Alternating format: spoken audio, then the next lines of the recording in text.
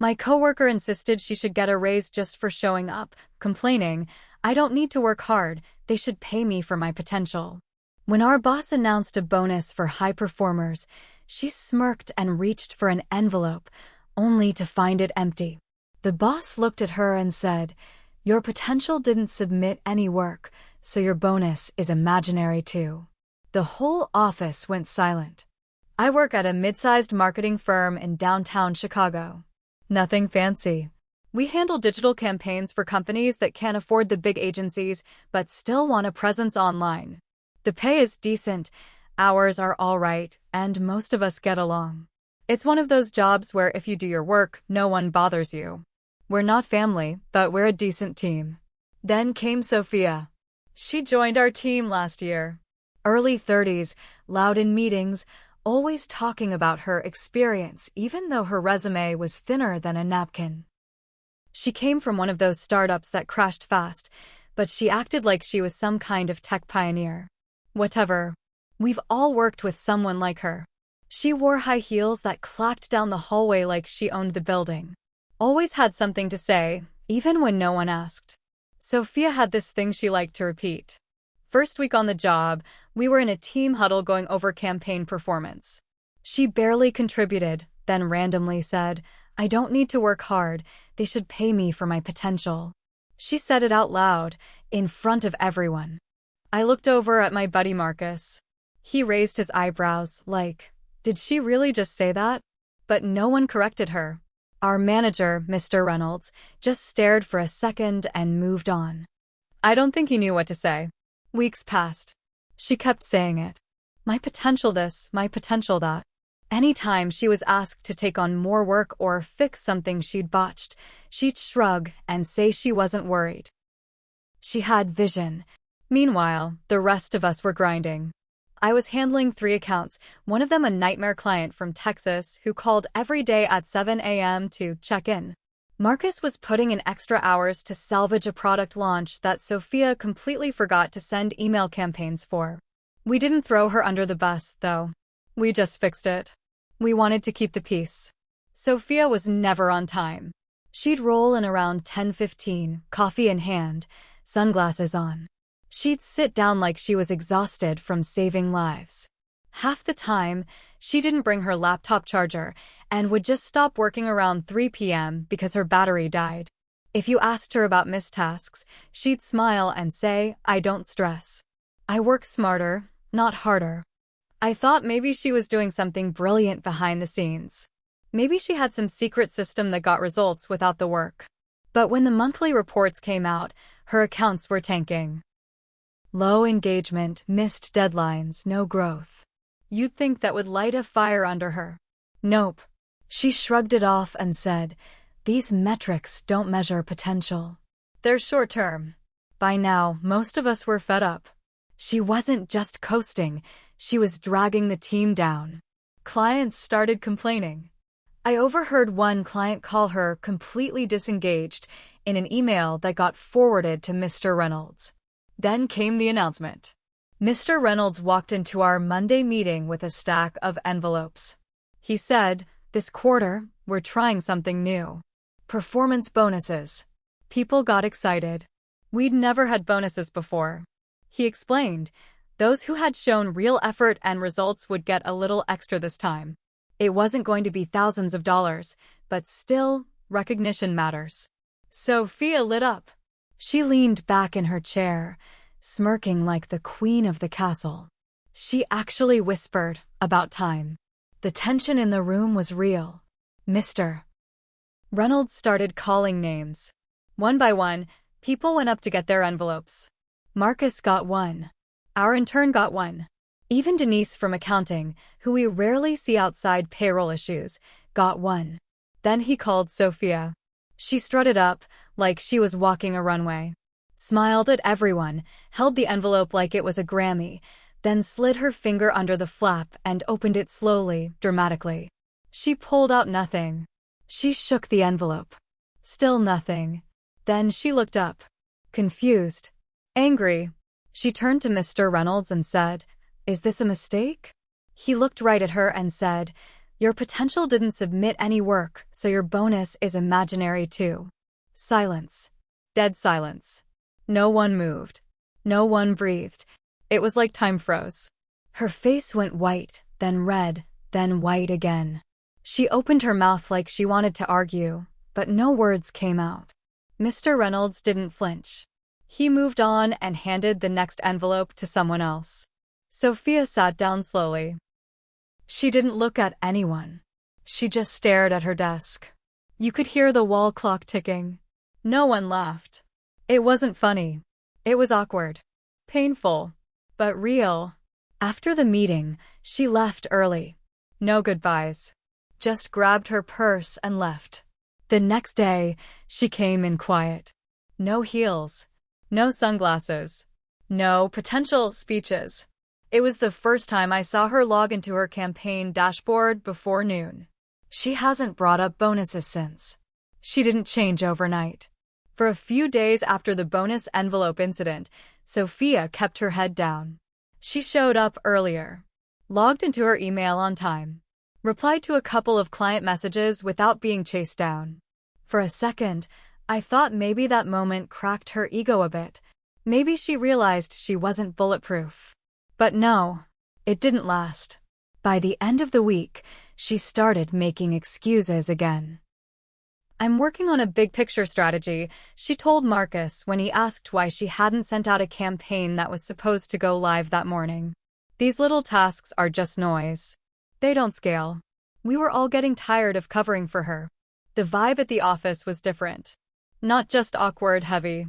Like everyone was waiting for something to snap. The bonus moment didn't humble her. It embarrassed her, sure. But people like Sophia don't fold. They scheme. About 2 weeks later, I got pulled into a private meeting with HR.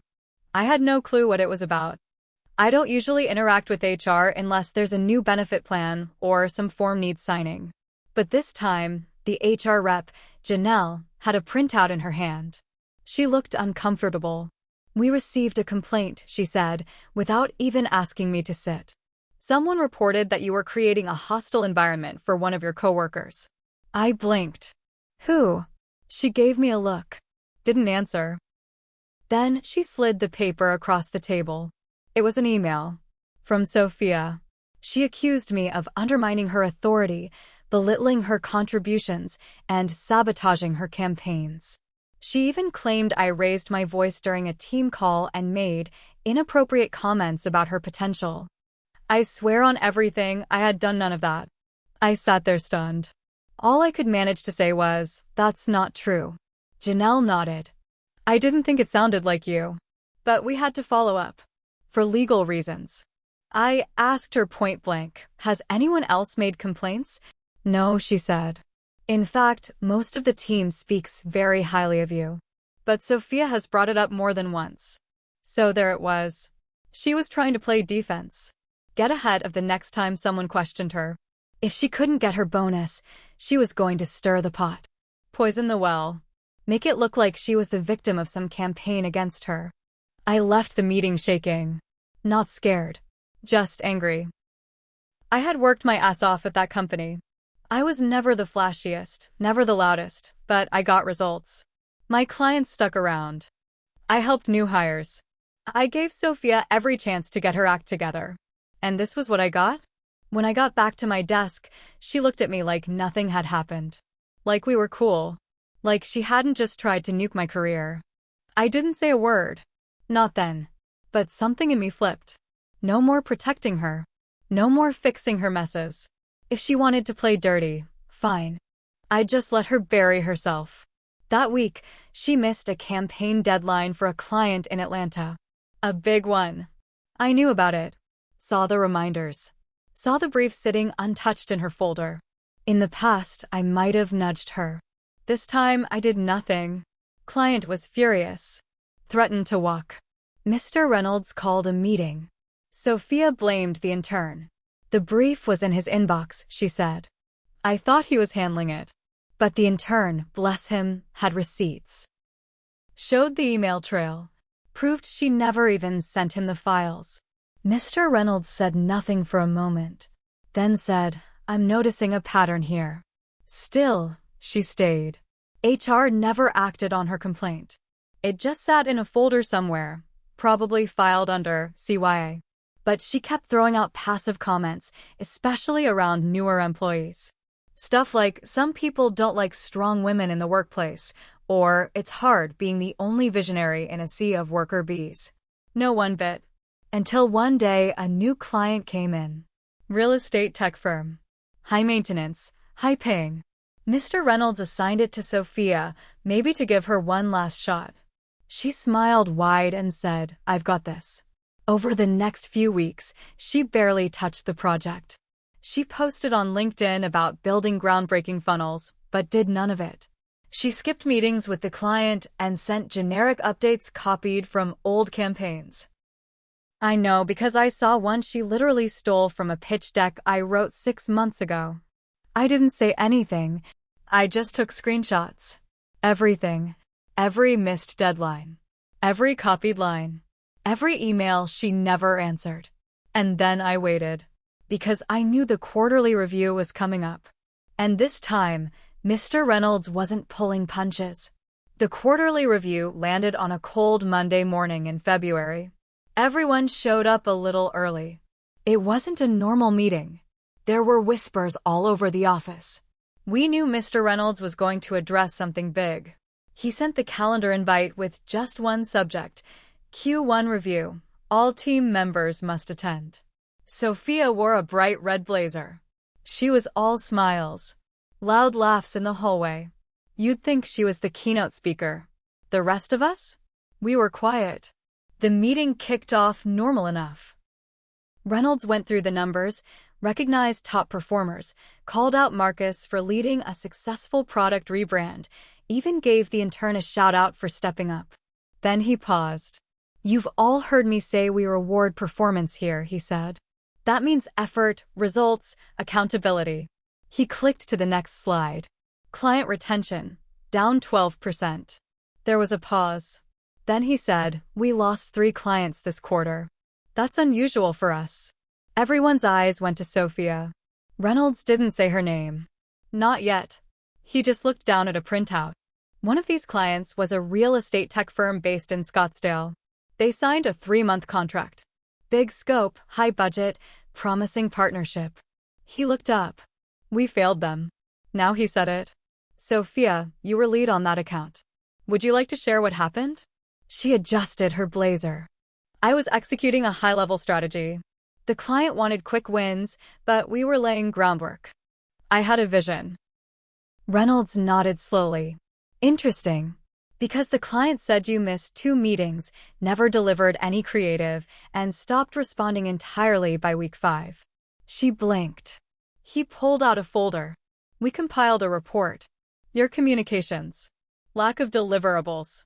And this," he clicked to the next slide, "is a full breakdown of every asset you claim to have created. Most of it was plagiarized from internal decks." She turned red. Then, the twist. "Before you respond," he said, "I'd like to share something I learned last week." He held up a printed email. "This is from our HR department. It's a complaint you filed against one of your coworkers." Sophia froze. "It accused Alex," he nodded toward me, "of harassment, sabotage, and misconduct." Now I felt the room shift.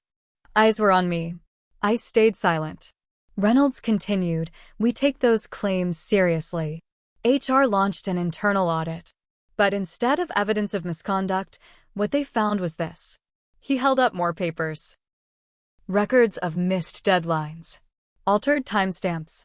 Slack messages contradicting your reports. Fabricated status updates. Her mouth opened, but no words came out.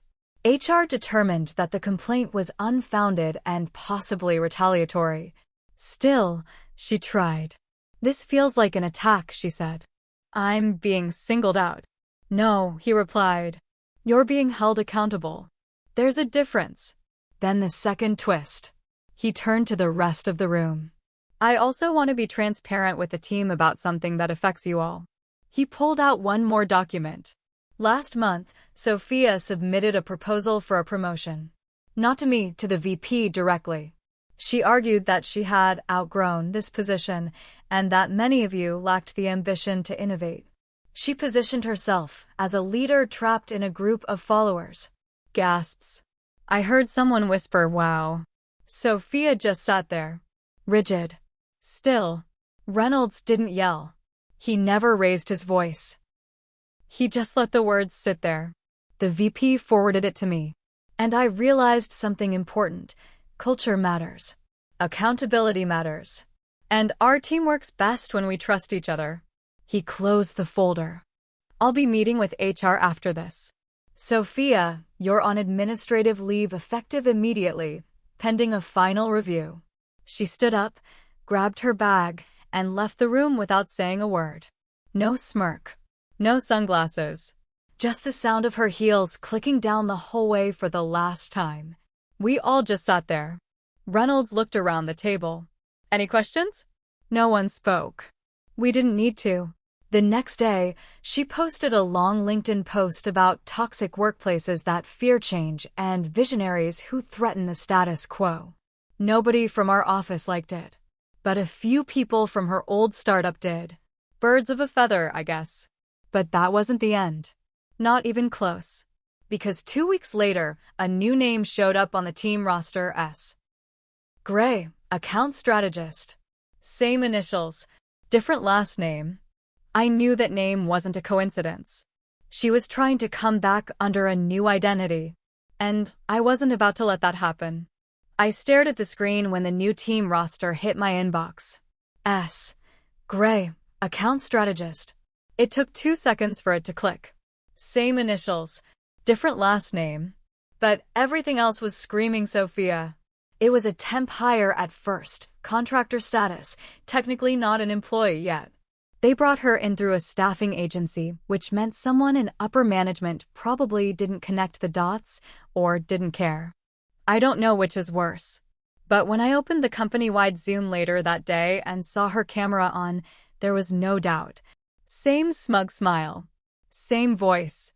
Same fake charm. She had dyed her hair and went by Sam, but it was her. She was back. I didn't say anything at first. Maybe I should have. But something in me wanted to see where this was going. Maybe I was tired. Maybe I wanted to see her hang herself with her own rope again. She acted like she didn't know me. Called me Alan once in a group call, then corrected herself with a fake laugh. Oh, sorry, Alex. No apology. No mention of the past. She was rewriting history. And for a few weeks, it actually worked. Most of the team was new. A lot had turned over after Q1. The people who remembered her either stayed quiet or weren't sure it was really her. She kept it low-key, played the humble card. No talk of potential. Just smiles and buzzwords. Until the Vegas pitch. We had a big client presentation coming up. Tech convention. Big money. If we landed the deal, it'd lock in funding for the next 6 months. Reynolds couldn't fly out, so he asked me to go. Me, Marcus, and, S. Gray. I didn't argue. I knew what I was going to do. The night before the pitch, we had a prep session in my hotel room. Marcus brought slides. I brought receipts. She started going through the presentation like she built the whole thing. Talking over Marcus. Rewriting stuff on the fly. She even said, "We need to cut this. It's too detailed. They won't understand it." I stopped her. "You didn't make this." She blinked. "Excuse me? You didn't write this pitch. You didn't design the strategy. You didn't do the research." Marcus did. "I helped. You showed up 3 days ago." She tried to laugh it off. "We're a team. Credit doesn't matter." "No," I said. "Credit does matter. Especially when you keep stealing it." She stared at me. Her face dropped. I could see it in her eyes. She knew I was going to blow this up. And I did. I opened my laptop and mirrored it to the hotel TV. Slide by slide, I showed every instance of her stealing past work. Emails with fake timestamps. Slack messages where she claimed to be collaborating on things that didn't exist.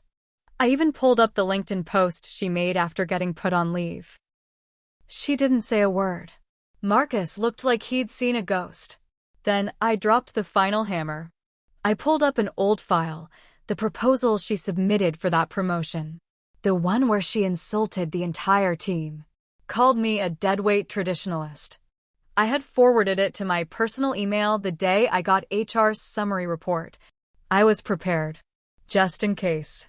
She stood up. This is personal. You made it personal, I said. You filed a fake HR complaint. You almost cost me my job. You're a snake, she hissed. No, I said. I just waited for the right time. She stormed out. Slammed the door. Next morning, I walked into the pitch alone. I told the client Sophia had a family emergency and couldn't attend. I nailed the pitch. So did Marcus.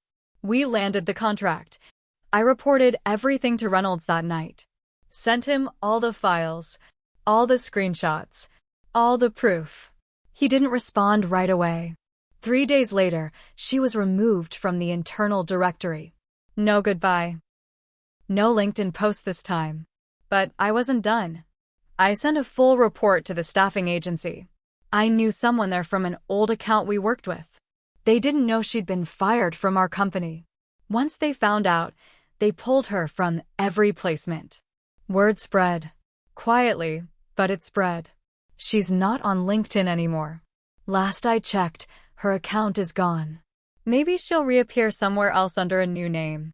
Or maybe she's done. Doesn't matter to me. I know I made mistakes too. I should have spoken up earlier. Should have shut it down when she started poisoning the office. But sometimes, letting someone show who they really are is the best move you can make. I didn't bury her. I just stood still while she dug her own grave. And when it was deep enough, I kicked in the dirt.